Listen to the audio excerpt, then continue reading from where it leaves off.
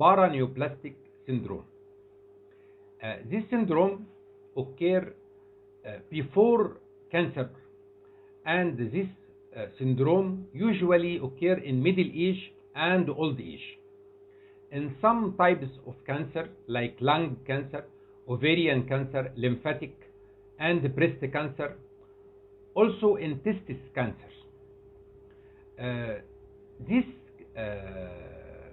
paraneoplastic syndrome usually due to abnormal immune response. Antibodies and T lymphocytes, instead of affecting the cancer, it by mistake affect neural cells, and sometimes this manifestation like sensory affection, especially in lower limbs, loss of coordination, dementia, hallucination, vertigo, speech disorder, sometimes sleep disturbance. All this manifestation is usually neurological manifestation of paraneoplastic syndrome.